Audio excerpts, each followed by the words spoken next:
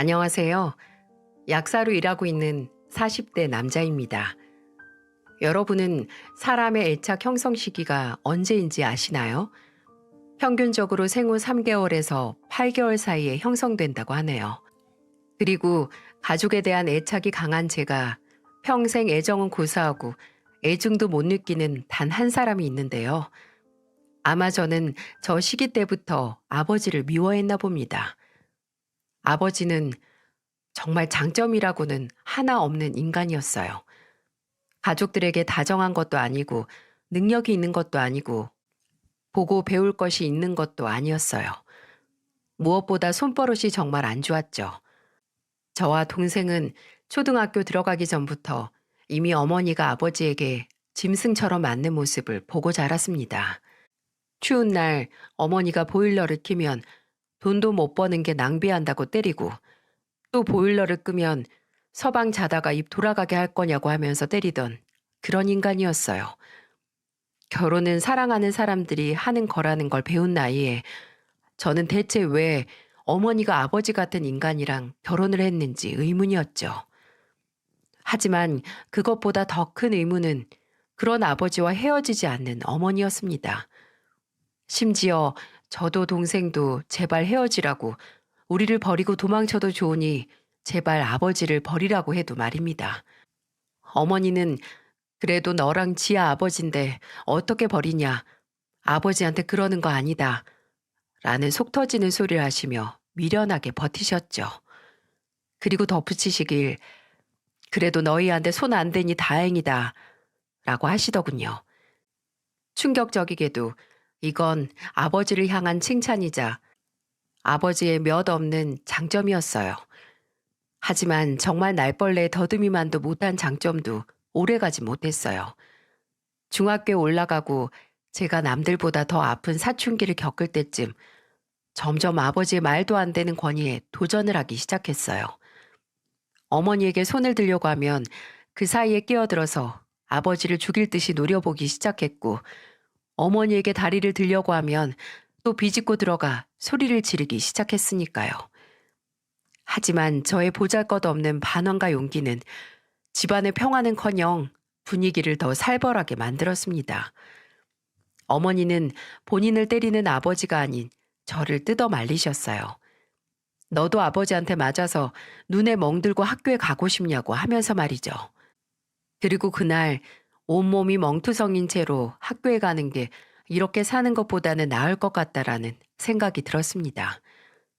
아까까지만 해도 어머니에게 뭔 년 무슨 년 하며 침 튀기며 욕하던 아버지가 어머니가 차려준 밥상 앞에 앉아서 개걸스럽게 밥을 먹고 있는 아버지가 그날따라 너무 보기 싫은 겁니다. 심지어 아직도 기억이 납니다. 점심에 내놓은 반찬 그대로 또 상에 올렸다고 지금 날 무시하는 거냐고 밥상을 뒤엎기 시작했고 우악스런 손으로 어머니의 머리채를 잡고 바닥에 질질 끌기 시작했고 어린 동생은 울면서 질질 끌려가는 어머니 발목을 잡고 있었고 저는 폭발하듯 뛰어나가 아버지에게 달려들었습니다.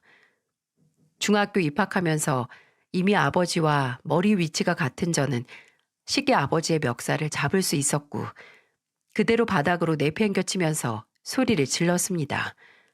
제발 그만하라고. 더 이상 당신한테 당할 수 없다고 말이죠. 그 인간과 제가 짐승 같은 몸싸움을 벌일 때 동생은 제 외침을 듣고 경찰에 신고를 했어요. 아버지가 경찰들에게 연행될 때 어머니는 자기 남편 데리고 가지 말라고 다 오해라고 하며 말리셨죠. 저는 참담한 심정으로 아버지를 쫓아가려는 어머니를 막아서고 정말 마지막이라는 생각으로 말했습니다. 엄마, 우리 언제까지 이러고 살아요? 이렇게 살면 안 되는 거 아니에요? 저 인간이 어떻게 엄마 남편이고 우리 아버지야? 우리 앞에서 엄마 패기 시작하면서부터 저 인간이 우리 아버지도 아니었어요. 엄마가 이혼할 자신 없으면 차라리 우리를 버려요. 더 이상 나나 지아도 엄마가 맞는 거 보고 매일 언젠가 저 인간이 우리한테도 저러겠구나. 정말 누구 하나 잘못될지도 모르겠다. 그날이 오늘일지 내일일지 모른다 생각하고 불안에 떨면서 살기 싫으니까. 나 지아랑 서울에 있는 할머니한테 가서 살 거니까 우리 좀 버리라고요. 아버지에게 맞아 얼얼한 광대뼈의 통증은 잊은 채 어머니 앞에서 처절하게 울었습니다. 그리고 어머니는 그런 저를 보며 한참을 우시더니 결국 아버지와 이혼을 하시기로 마음 먹으셨어요. 저와 어머니가 그 인간에게 받은 폭력의 흔적과 경찰 출동 기록을 토대로 어머니는 이혼 소송을 하셨고, 이혼 후 그 인간과 최대한 멀리 떨어져서 살고 싶었기에 원래 살던 지방을 떠나 외할머니가 계시는 서울로 이사를 했어요. 저와 어머니 그리고 동생은 새로 태어나는 기분으로 이사를 했습니다. 이제 정말 우리 가족의 인생이 시작됐다고 말이죠. 어머니는 그간 저와 동생에게 못 볼 꼴을 많이 보였다는 죄책감이 있으셨던 건지, 아니면 이혼 후 어떻게든 자식들과 먹고 살아야겠다는 의지와 용기가 솟으셨던 건지 하루에 4시간씩 자면서 일을 하셨어요. 그러다가 만난 아주머니의 소개로 도배 일을 배우러 다니시기 시작했고, 곧 그 일을 하시며 돈까지 벌 수 있었어요. 다행히 그 당시 도배 일은 남는 돈이 꽤 많았습니다. 제가 고등학교에 다닐 때쯤 형편이 점점 나아질 정도로요.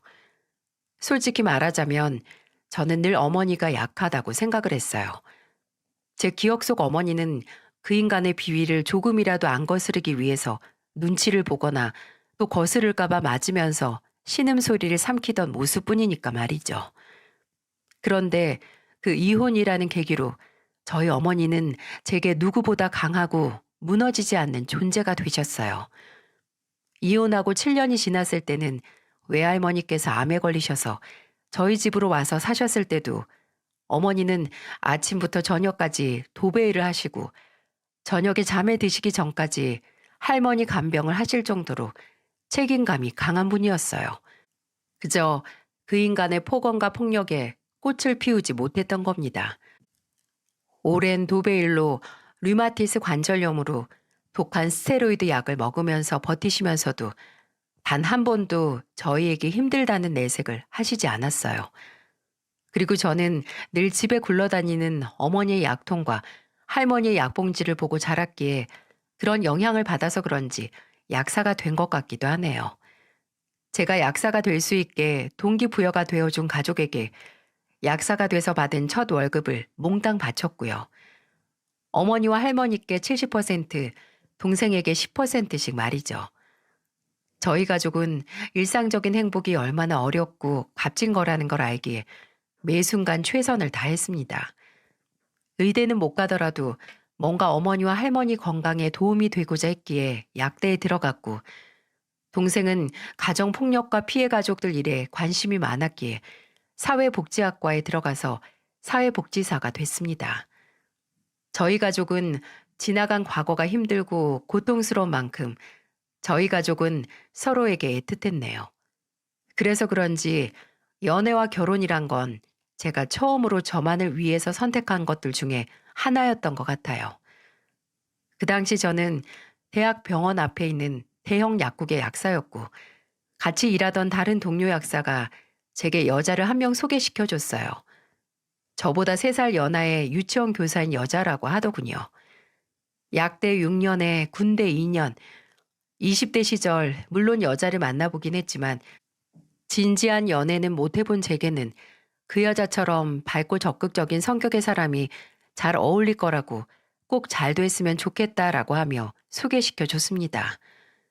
그리고 그렇게 만난 여자는 정말 동료 약사의 말대로 통통 튀는 매력에 볼 한쪽에만 파이는 보조개가 사랑스러운 여자였어요.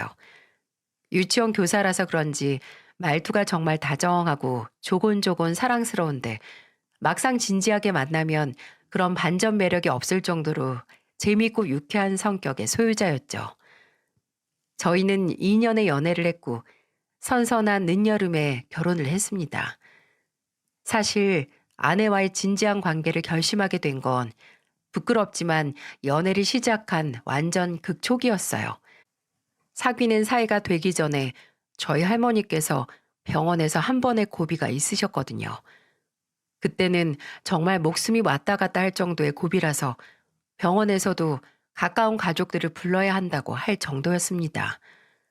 정말 병원에서 동생과 저 어머니 이렇게 셋이서 불안정한 상태의 할머니를 뜬 눈으로 밤을 새면서 지켜보고 있는데 아내에게서 전화가 오더라고요. 근데 좀 그렇잖아요.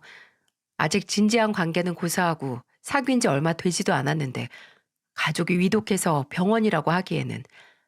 그래서 전화를 받고 별일 없는 것처럼 통화를 끝냈는데 몇 시간 뒤에 아내가 병원으로 찾아온 게 아니겠어요? 아내는 어리둥절하게 서 있는 저를 보고 바로 달려와서 따뜻하게 안아줬어요. 그리고는 그러더군요. 많이 무서웠죠, 명호 씨. 괜찮아요. 괜찮아요. 이제 괜찮을 거예요. 알고 보니 제 목소리가 이상하다는 걸 감지한 아내가 절 소개시켜준 동료 약사에게 연락을 했고, 동료 약사에게 제 사정을 듣자마자 바로 병원에 온 거였습니다.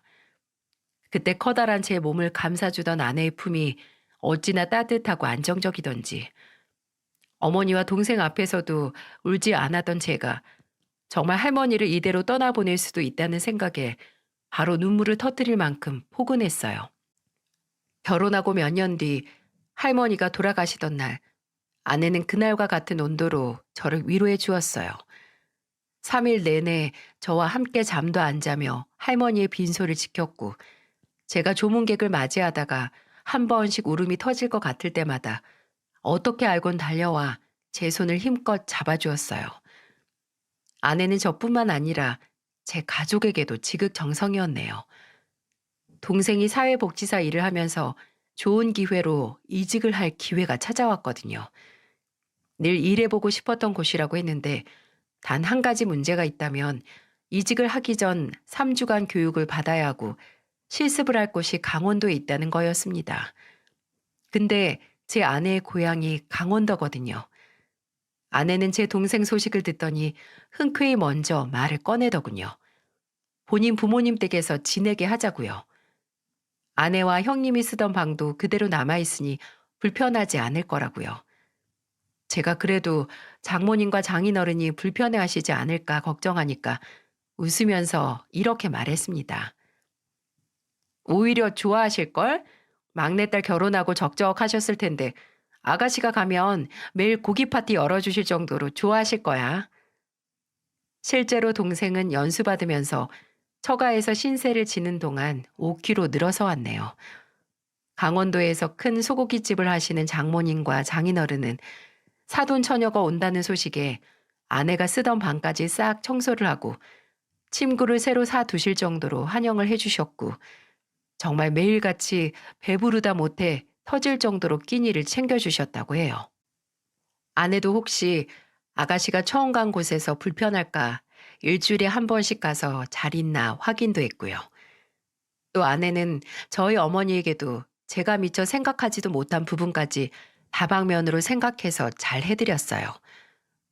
어머니가 건강 문제도 있으셨고 노후 자금도 일부 모아둔 터라 일찍 도배일에서 은퇴를 하셨는데 또 엎친 데 덮친 격으로 갱년기까지 찾아와서 많이 힘들어 하셨거든요.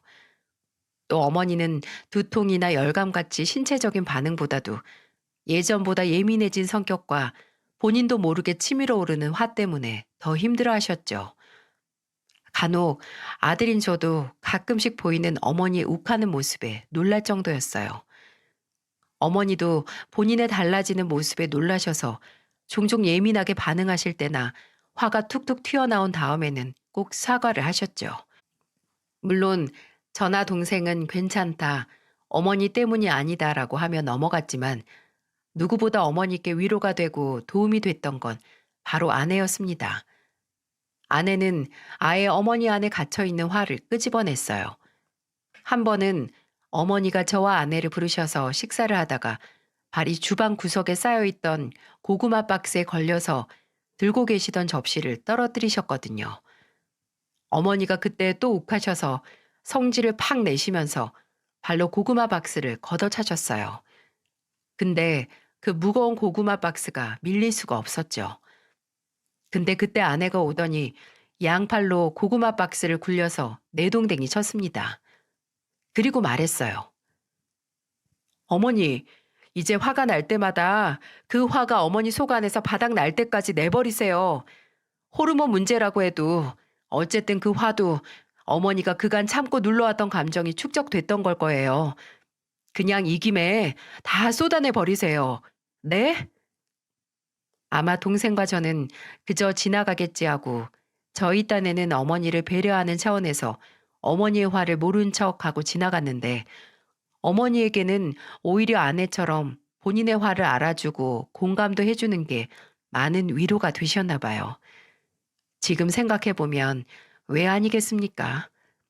예전에도 그렇고 지금도 아버지라고 부르기 싫은 그 작자와 10여 년을 살았는데 당연히 해소되지 않은 울분이 어머니께도 남아있겠죠.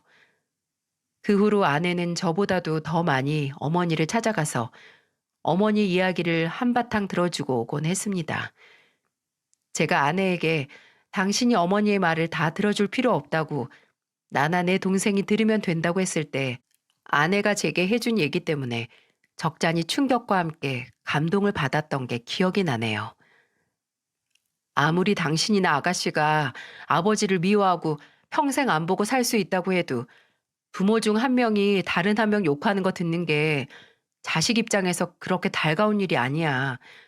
아버지에 대한 미련이 남아있다는 말이 아니고 밉고 어떻게 되든 상관없긴 하지만 내가 세상에 태어나는데 일조했던 사람 욕 듣는 게 어디 쉬운 일이야? 그냥 당신 아버지랑 일면식도 없는 내가 듣는 게 더 나아. 그때 다시 한번 이 여자가 정말 지혜롭고 생각이 깊다는 걸 실감했어요. 그때 아내의 나이가 30 초반이었는데 어떻게 나보다도 어린 사람이 이런 생각을 할 수 있나 싶었죠. 그런 여자와 결혼을 하고 일생을 함께 할 수 있다는 걸 하늘에 감사했어요. 저희는 결혼 생활 6년 동안 저를 닮은 딸과 아내를 닮은 아들을 낳아서 매 순간을 행복하게 보냈습니다. 하지만 그렇게 살아온 시간에 비해 현명하고 지혜롭던 아내도 본인의 속이 썩고 있다는 건 바로 알지 못했나 봅니다. 딸이 어린이집에 들어갈 나이가 됐을 때 아내가 점점 변하기 시작했어요. 퇴근하고 집에 오면 그날 무슨 일이 있었는지 말하는 걸 좋아하던 사람이 어느 순간부터 입에서 입 여는 시간은 밥 먹을 때와 양치를 할 때밖에 없는 것 같았죠. 그리고 애들에게 세상 다정했던 아내가 점점 웃음을 잃더니 심지어는 쌀쌀 맞아지기까지 했습니다. 원인은 바로 아내가 근무하던 어린이집이었어요. 그 당시 아내는 몇몇 경우 없는 부모들과 당시 부당한 대우 속에서 고용주로서 아내를 지켜주지 않는 원장 사이에서 고통받고 있었어요. 아내는 끝까지 제게 숨겼지만 그때는 정말 탈모가 심하게 오고 불면증이 생길 정도로 힘들어했어요. 그러다가 제가 점점 아내의 얼굴에서 빛이 사라지고 애들에게 쉽게 화를 내는 모습을 보고 진지하게 물어봤어요. 그랬더니 아내는 힘들게 입을 열어 제게 고백했습니다. 나 사실 지금 일 더는 못하겠어. 매일같이 날 선생님이 아니라 개인 교사, 아니 거의 노예 취급하면서 새벽에도 문자로 폭언하는 부모들도 넌더리가 나고 내가 제발 좀 제재를 강하게 해달라고 해도 모른 척하는 원장도 꼴 보기 싫고 그렇다고 돈을 더 받아? 거의 최저시급이나 마찬가지인 돈 받아가면서 이렇게 일하긴 싫어. 이러면 정말 안 되는데 이러다가 내 반 아이들까지 미워할 것 같아서 그 전에 일을 그만둬야 할 것 같아. 심지어 내가 요즘 어떤 줄 알아? 퇴근하고 집에 오면 그 악몽 같던 곳으로 다시 돌아와서 애들 봐야 하는 것 같아서 너무 힘들어. 홀로 그 고통을 감내하며 참던 아내는 끝내 어린이집을 그만두고 한동안 쉬면서 새롭게 할 수 있는 일을 찾기 시작했어요. 저는 나도 수입이 나쁘지 않고 괜찮다면 애들 좀 더 클 때까지 일을 시작하지 않아도 된다고 했는데 아내는 본인 성격상 집에만 있을 수 없고 나중에 저희 어머니도 모시고 살려면 둘이서 벌어 모아야 하지 않겠냐고 하더라고요. 그래서 아내는 다시 본인의 적성에 맞는 일을 찾기 시작했고 그 결과 제게 어렵게 하고 싶은 일이 있다고 말했습니다. 나 피부 관리사 자격증 따서 피부 관리샵 하나 내면 어떨까 싶은데. 피부 관리? 뭐 나쁠 건 없는데 좀 의외다. 아는 친구 언니가 피부 관리샵을 하는데 부지런만 하고 고객 유지만 잘하면 떨어지는 게 어마어마하대. 나야 마지막에는 그렇게 일을 그만두긴 했어도 사람 만나는 걸 싫어하는 건 아니라서 고객들 상대도 잘할 거고 의외로 리더십도 있어서 직원들 관리도 잘할 것 같지 않아? 나 정말 이 일 하고 싶어, 여보. 더 이상 이것보다 더 많은 일이 있겠지. 시간 낭비하는 것보다 하루라도 빨리 시작하고 싶어. 아내가 이리도 간절하게 원하니 저도 좋다고 했습니다. 근데 그게 초기 자본이 제 생각보다 많이 들어가더라고요. 혼자 할 수 있는 일이 아니니까 최소한의 직원들도 뽑아야 해서 인건비도 꽤 나갈 것 같았고요. 하지만 아내가 이제라도 하고 싶은 일이 생겼다니 돈은 아깝지 않았네요. 저희들이 함께 모아왔던 돈에서 상당한 부분을 떼어내 아내 꿈을 위해 썼고 아내는 피부관리샵 원장님이 될 수 있었어요. 그리고 오픈하고 얼마 지나지 않아 과감하게 투자를 한 게 후회가 되지 않을 정도로 흑자를 내기 시작했고요. 아내 자신감은 허세가 아니었어요. 아내를 제외한 직원 2명으로 시작을 해서 석 달 만에 5명으로 늘릴 수 있을 정도로 이익을 내기 시작했죠. 시설이나 실력도 실력이지만 아내는 SNS를 10분 발휘해서 했네요. 자체적인 매장 내 이벤트를 만들어서 젊은 고객층을 공략했고 또 그 고객층이 SNS에 후기를 남겨서 입소문이 타면 돈 꽤나 있는 중년층 고객층이 올 수 있도록 낮에는 매장에서 일하고 밤에는 직접 SNS를 관리하면서 일을 했어요. 매장 연지 반년 만에 빠르게 성장을 했고 주변에서 분점을 내라고 할 정도로 바빴습니다. 아내가 내는 수입이 제가 받는 월급을 앞지른 건 이미 지났고요. 힘든 와중에도 웃으면서 제게 이번 달에는 수익 얼마를 냈다며 자랑하는 아내를 보면서 자랑스럽기도 했습니다. 근데 얻는 게 있으면 그만큼 잃는 것도 있다고 하잖아요. 아내가 바쁜 만큼 아내 머릿속에서는 가족보다 일이 우선이 되는 것 같았어요. 원래는 9시면 퇴근해서 집에 오는 삶이 점점 퇴근 시간이 길어지더니 나중에는 밤 11시에 급하게 예약이 잡혔다고 제게 전화로 통보하는 게 아니겠어요? 아니, 무슨 밤 11시에 피부 관리를 받아? 그게 말이 돼? 아, 이 사모님이 해외여행 갔다가 이제 막 오셨는데 그 나라에서 물이 안 맞았는지 피부가 난리 났다고 급하게 예약을 하셨지 뭐야. 나도 힘들긴 한데 그래도 이 사모님 정말 우리 매장 큰손이란 말이야. 팁도 엄청 주시고 이번에 더 믿음 드리면 내년 연간 회원권도 미리 끊으실지 몰라. 아니, 오히려 당신이 돈 많은 호구 손님 잡는 게 아니고 그렇게 뭐든 들어주다가 한여 사장 될 것 같은데? 그리고 피부관리샵에서 회식은 왜 그렇게 많은지 직원 하나가 큰 손님을 데려왔다고 이때 회식을 시켜줘야 좋은 사장이라고 하면서 일주일에 3일 이상은 회식을 해서 밤 12시가 넘는 시간에 들어왔습니다. 제가 정말 좋은 사장은 법인카드 주고 니들끼리 먹고 마시라고 하는 사장이라고 좋은 사장이기 전에 하루에 3시간 이상은 얼굴 보여주는 부모가 되라고 했더니 이게 다 지 좋자고 하는 일 같냐고 성을 내더군요. 또 한 번은 생활비 통장에서 꽤 큰 금액이 현금으로 뽑혀 있더라고요. 아내에게 물어보니 돌아온 대답은 참 어처구니가 없었습니다. 아, 그거 우리 매니저가 중국어 배워야 해서 학원 등록하라고 줬어. 뭐? 갑자기 중국어를 왜? 아니, 그게 아니고 배운다 한들 그걸 왜 당신이 내줘? 우리 샵에 점점 관광 온 중국 손님이 늘어가는데 매번 바디랭귀지 쓰면서 맞이하긴 그렇잖아. 불편하기도 하고. 중국어 할 줄 아는 직원이 있으면 편할 것 같은데 때마침 매니저가 배우고 싶다고 해서 돈 좀 썼지. 무슨 당신 샵이 대기업이야? 차라리 다음 직원을 뽑을 때 외국어 가능하면 우대해준다고 하든가. 무슨 학원비를 내줘? 당신 아직 샵 차린 지 1년도 안 됐어. 1년 이상 매출을 유지하고 그런 복지 혜택을 만드는 게 낫지 않아? 좋은 의도이긴 하지만 과욕을 부린 것 같은 아내에게 충고를 하니 아내는 본인 사업이니 제게 말 보태지 말라고 하더군요. 까놓고 말하면 아내 사업이긴 하지만 사업적으로 발언권을 가질 정도의 대주주는 저 아닌가요? 애초에 제가 없었으면 시작도 못했을 일인데도 오로지 본인의 성공이고 사업이라고 생각하는 아내에게 서운하고 의아하기도 했습니다. 하지만 굳이 입 밖으로 내뱉지는 않았어요. 어차피 싸움밖에 더 나겠어요. 어떻게 해서든 아내가 피부관리샵을 오픈했을 때보다 다툼이 잦아진 관례를 개선시키고 싶었어요. 그리고 아내가 관리실을 오픈하고 1년 반 정도 지났을 무렵 아내 39살 생일에 기분 전환 겸 온 가족이 좋은 곳에 가서 아내의 생일을 축하하려고 했습니다. 장소는 몇 주 전부터 아내가 인터넷에서 보고 가고 싶다고 노래를 부르던 중화 레스토랑이었어요.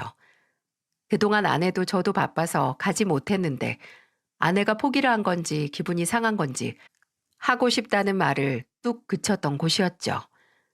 그리고 선물로는 아내가 평소 좋아하던 명품 브랜드에서 고가의 가방까지 사서 하나부터 열까지 모두 아내가 원하던 대로 계획을 짰어요.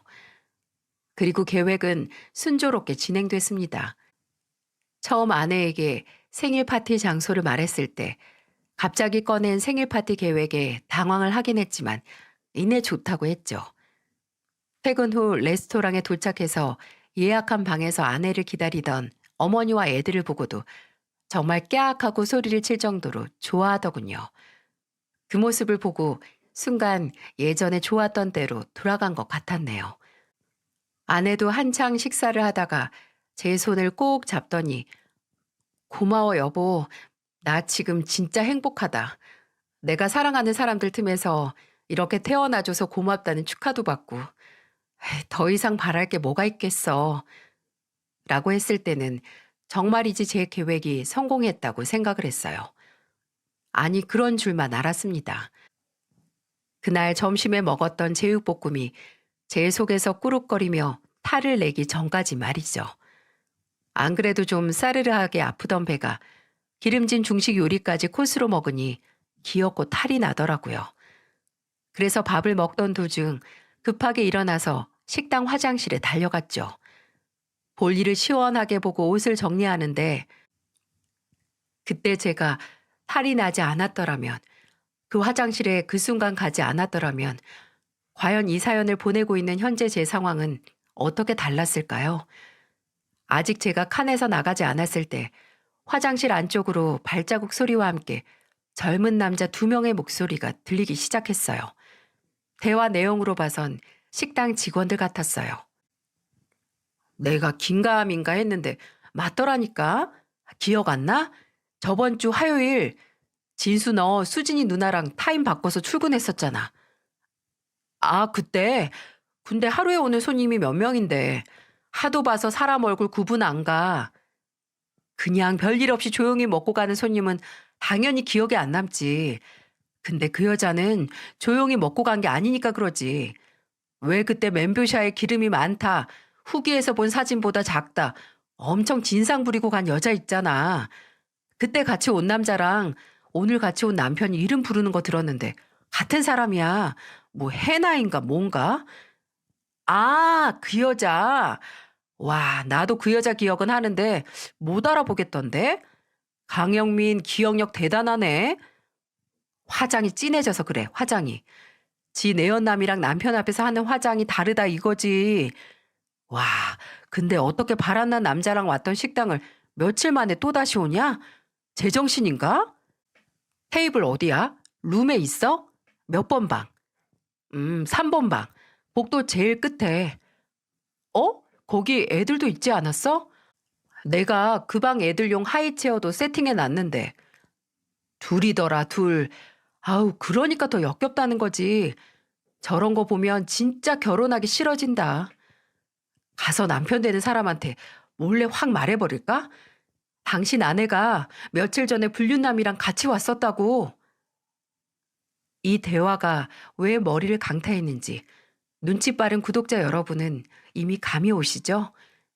네, 그 3번 방은 저와 아내, 아이들과 어머니가 있는 방 번호였거든요. 순간 이곳이 화장실이라는 것도 잊고 발로 문을 뻥 차고 나갔습니다. 황하는 소리에 세면대 앞에 있던 두 사람이 저를 봤고 그 둘은 직원용 유니폼을 입고 있었어요. 20대 중후반 정도의 나이로 보였죠. 저는 당장 수치스러운 것도 있고 물었습니다. 지금 한 말 다시 말해봐요. 3번 방에 있는 여자가 뭐 어쨌다고요? 네? 손님, 그냥 저희끼리 한 말인데. 야, 진수야, 저 사람이 그 여자 남편이야, 남편. 뭐? 그래, 오늘은 화장 연하게 한 그 여자 남편이니까 그 여자가 화장 진하게 하고 온 날 얘기 자세히 해보라고요. 몇 시에 누구랑 와서 뭘 먹고 갔는지까지 하나하나 다. 화장실 타일을 때리는 제 고함 소리에 직원들은 난감해했습니다. 아, 진짜 말하면 안 되는데 나중에 매니저님이랑 사장님 알면 저희가 난처해져요. 하면서 말하기를 주저했어요. 하지만 이미 다 쏟아진 물, 남아있는 물방울 하나 떨어진들 작은 문제가 아니게 될 리 없잖아요. 저는 절대로 그쪽에게 피해가는 일 없게 하겠다고 약속을 했고 우물쭈물 하던 직원은 끝내 입을 열었습니다. 사실 그 손님 아내분께서 저번 주 화요일 점심시간에 여기 오셨었거든요. 근데 그때 같이 왔던 남자가 있었어요. 키가 좀 작은. 근데 아무래도 보통 사이가 아니었던 것 같아서 막 손도 잡고 서로 호칭도 되게 가까운 사이 같았거든요. 제가 똑똑히 기억을 하는 게 다름이 아니라 아내분께서 약간 진상짓을 하셨어요. 근데 그 같이 온 남자도 적극적으로 그 진상짓을 도와서 제가 참 끼리끼리 만난다고 생각을 했거든요. 죄송합니다. 손님 가족을 이렇게 욕하면 안 되는데. 저 이거 일이 커지면 잘릴지도 몰라요. 곧 1년 채워서 퇴직급여도 받을 수 있고 실업급여 신청도 할 수 있는데. 안절부절하는 직원 앞에서 한참 멍하니 있다가 아무 말 없이 제가 있던 방으로 들어갔습니다. 화장기 하나 없는 얼굴의 아내는 들어온 저를 보더니 왜 이렇게 늦었냐, 탈이 심하게 났냐고 물었고 저는 단도직입적으로 물었어요. 당신 여기 처음 온 거 맞아? 이전에 다른 사람이랑 와본 적 있어? 뭐? 아니 뜬금없이 무슨 소리야. 나도 오늘 처음 왔어. 내가 당신한테 휴대폰으로 보여줬었잖아. 여기 오고 싶다고. 근데 왜 한동안 가고 싶다고 하더니 갑자기 뚝 굳혔어? 다른 사람하고 와봤으니까 이제 안 와봐도 돼서 그런 거 아니야? 지금 무슨 말 하는 거야? 배가 아픈 게 아니라 머리가 아픈 거 아니야? 어머님, 저 사람 좀 이상해요. 그래, 명호야. 좋은 날 갑자기 왜 그러니? 어? 이미 모든 걸 알고 난 후에 보니 이렇게 뻔뻔할 수가 없더라고요. 저는 가만히 그 무고해 보이는 얼굴을 보다 이내 방 밖으로 나가서 제게 진실을 알려준 직원을 찾았습니다. 그리고 그 직원을 거의 끌고 가다시피 해서 다시 문제의 3번 방으로 들어갔어요. 아직도 잊혀지질 않네요. 제가 끌고 들어온 직원의 얼굴을 보며 얼굴이 하얗게 질렸음에도 애서 태어난 척 입술을 꾹 닫은 아내의 얼굴이 말이죠. 여기 처음 온다고? 근데 이 직원은 당신 얼굴을 똑똑히 기억한다던데? 당신이 같이 왔던 키 작은 남자도 기억한다던데? 정말 여기 와본 적 없다고? 당신 지금 생전 처음 보는 직원 말을 내 말보다 더 믿는 거야? 그래, 난 왜 이 사람 말에 더 믿음이 가지?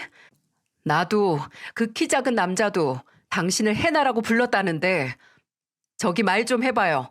지금 저기 앉은 저 여자 며칠 전에 본 거 확실해요? 내가 이 문제 때문에 여기서 잘리면 책임질 테니까 말해봐요. 어? 난감해서 마른 침을 삼키면서 직원은 작은 목소리로 말하기 시작했습니다.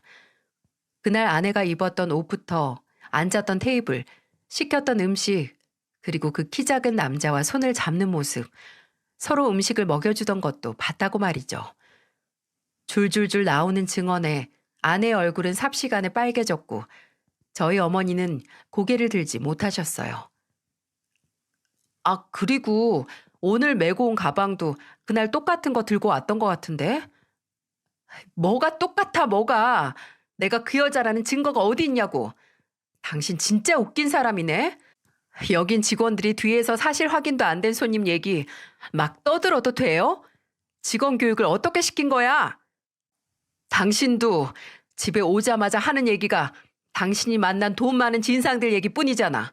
괜히 구석에 몰리니까 애꿎은 직원 탓하지 마. 아니, 당신은 정말 저 직원 말을 믿어? 어떻게 이제 거의 10년이 다 되어 가는데 사이에 애가 둘인 내 말을 안 믿을 수가 있어? 사람들 다 보는 데서 나 망신시켜서 속이 시원하니? 그럼 지금 여기서 네 휴대폰 확인시켜줘봐.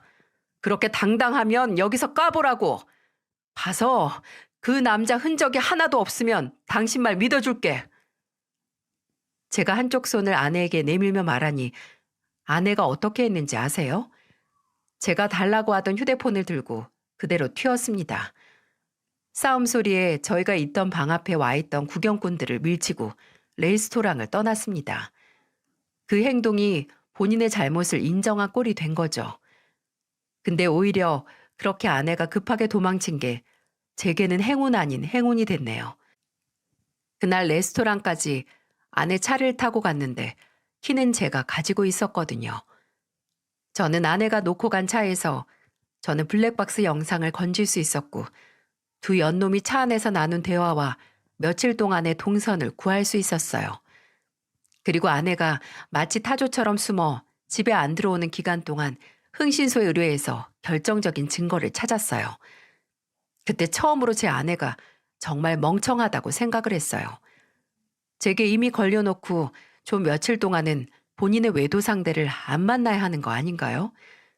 무슨 대책 회의를 하려는 건지 아니면 그 조금도 욕망을 참을 수 없던 건지 흥신소 직원은 어렵지 않게 그 둘이 만나 예사롭지 않은 사이임을 증명하는 사진을 찍을 수 있었어요. 그때 들었던 생각인데 통장에서 직원들 복지다 뭐다 찾아간 현금도 바람 피우면서 카드 쓸 수 없으니 가져간 돈 같더라고요. 저는 증거를 받자마자 아내에게 문자를 남겼습니다. 당장 당신의 그 소중한 업장을 난장판으로 만들어서 있던 손님들도 다 떠나게 하기 전에 집으로 오라고요. 그리고 저녁에 돌아온 아내에게 제가 갖고 있는 증거들을 보여줬습니다. 이제 다 끝났다고.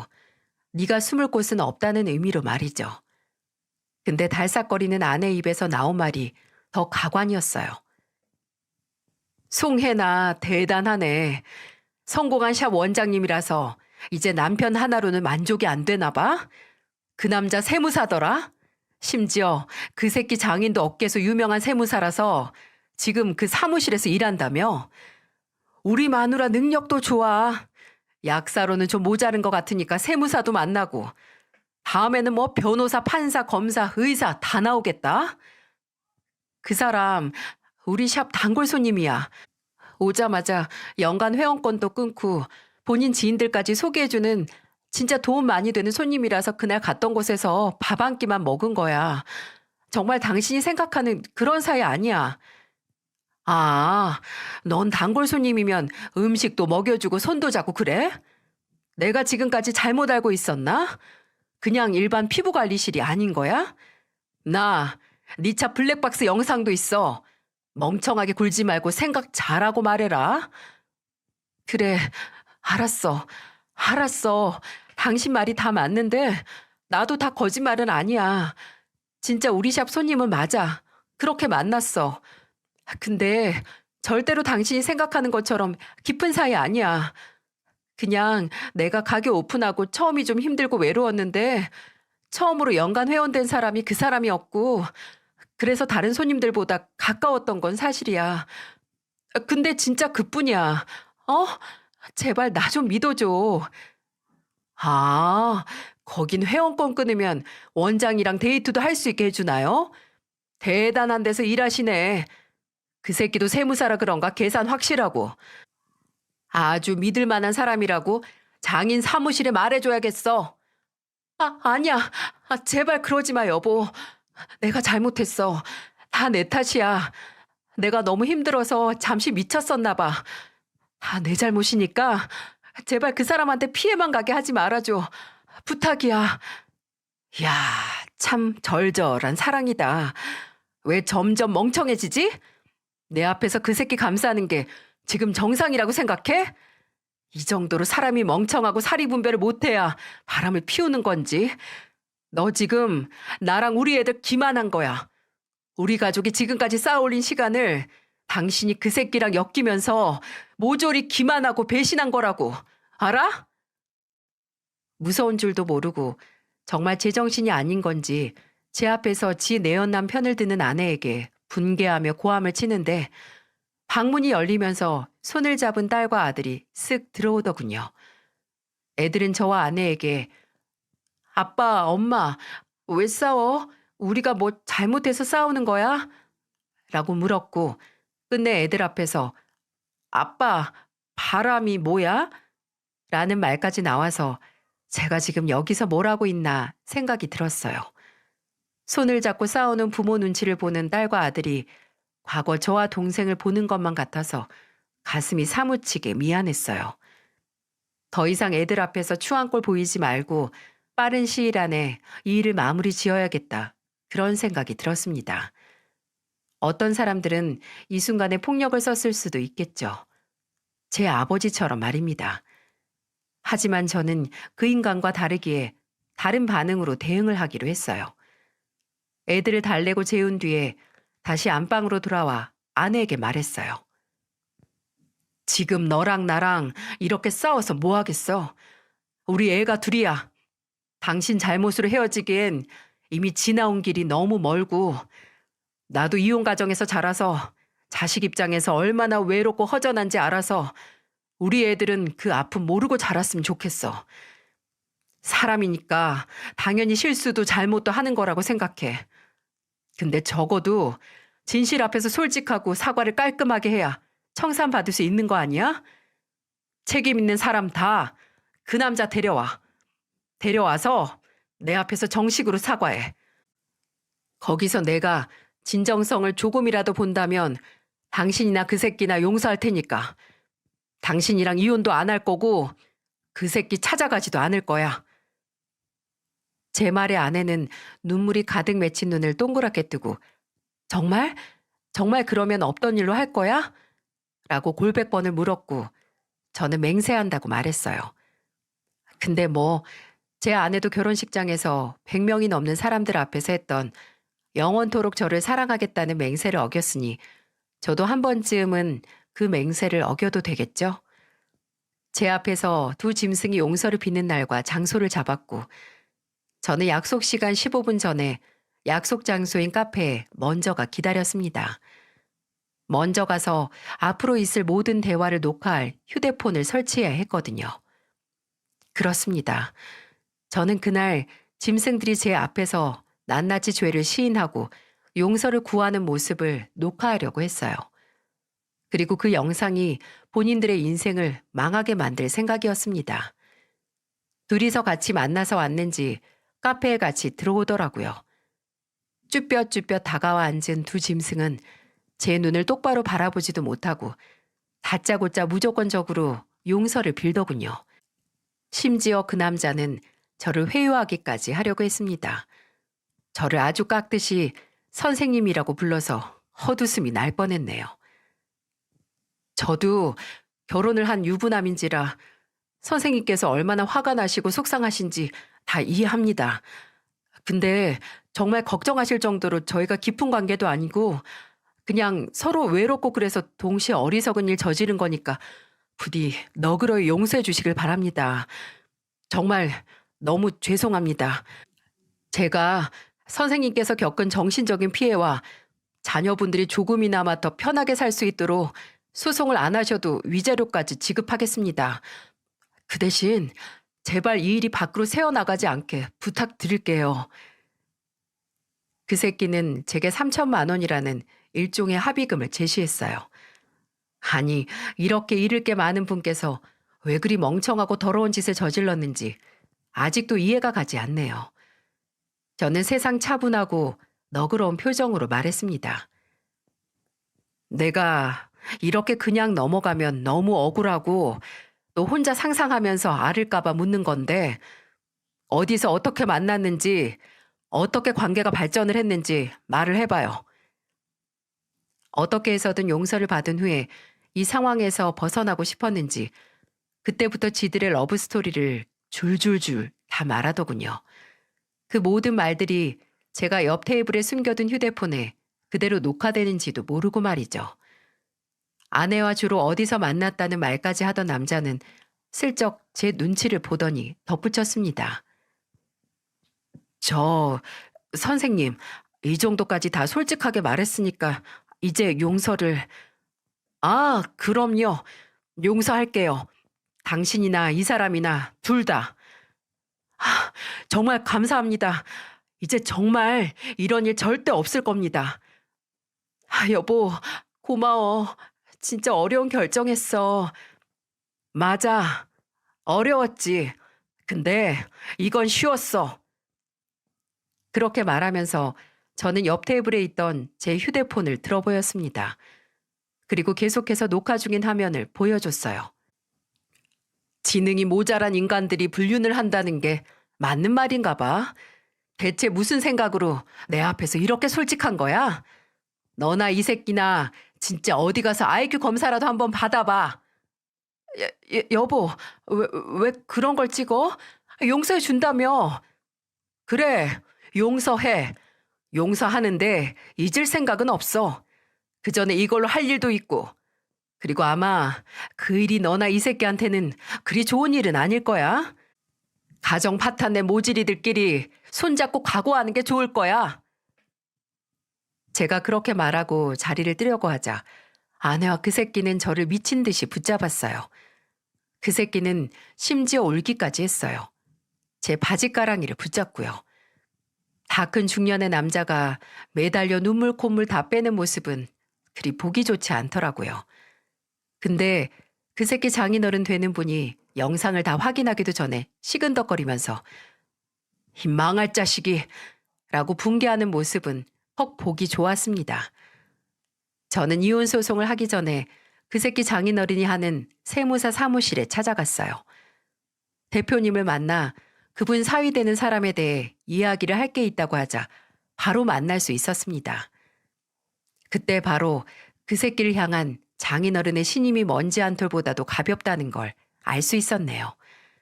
그날 바로 그 새끼의 처분에 대해서 알 수 없었지만 며칠 뒤 제가 현관문 비밀번호를 바꿔서 집에 못 들어오던 아내가 전화해서 따지고 들어서 알게 됐어요. 당신 대체 뭘 한 거야? 그 사람 회사에서 쫓겨났대. 해고하고 이혼까지 시킬 거라면서 난리 났어. 내가 그 사람은 건들지 말라고 했잖아. 네가 뭔데 내가 네 말을 들어야 돼? 너랑 나랑 이제 아무 사이도 아니야. 그리고 너 지금 이렇게 남의 밖을 걱정할 때가 아닐 텐데? 네 코나 닦아. 그렇습니다.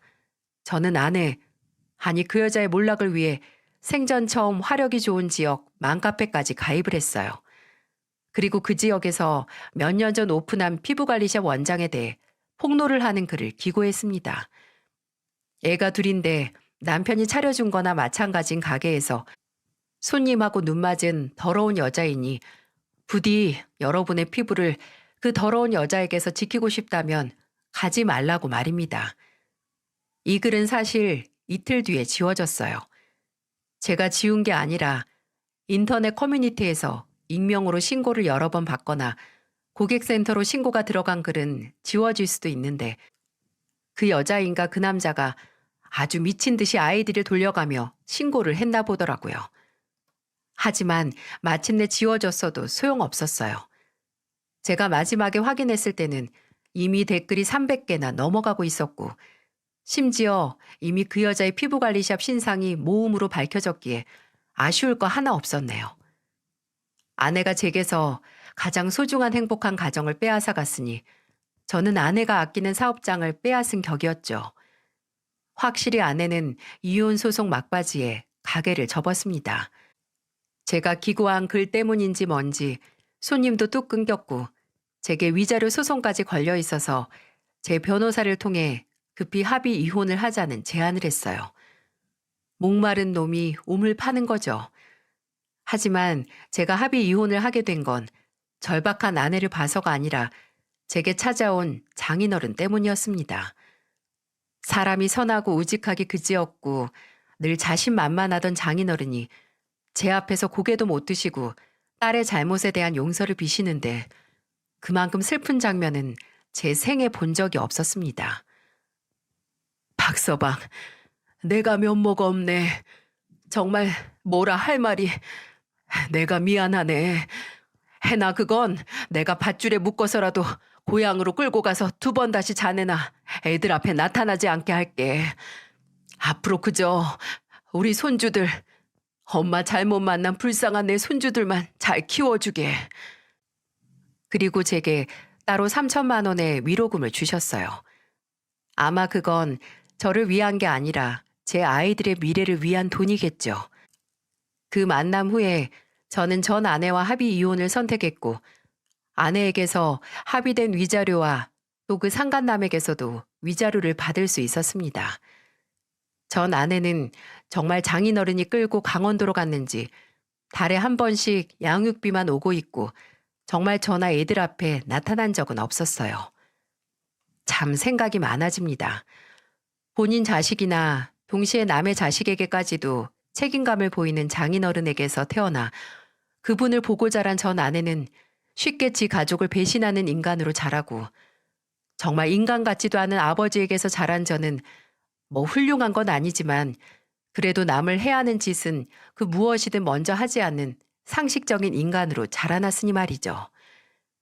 늘 우리는 자식을 보면 그 부모를 알 수 있다고 흔히 말하지만 그것도 깊이 들여다보면 큰 오류가 있는 말임을 알 수 있었네요. 하지만 저는 누군가 제 자식들을 보고 또 저를 보면 아, 역시 그 부모의 그 자식이네 하고 고개를 흐뭇하게 끄덕일 만한 부모가 되고 싶습니다. 본의 아니게 아이들에게 영원히 따라다닐 만한 상처를 입히게 됐지만 제가 그 상처를 다른 가족들의 사랑으로 이겨냈듯 저희 아이들도 이겨낼 수 있도록 최선의 노력을 다해야겠죠. 아이들에게 제가 했던 선택들에 대한 용서는 받지 못해도 아빠가 그 당시 이럴 수밖에 없었겠구나 하는 이해는 받았으면 좋겠습니다. 시간 내어 이야기를 들어주신 모든 분들과 제가 속 시원히 제 이야기를 할 수 있는 자리를 마련해 주신 채널 관계자 여러분께 깊은 감사의 말씀을 드립니다. 다가오는 추운 겨울을 가족들과 따뜻하고 포근하게 보내시길 바랍니다.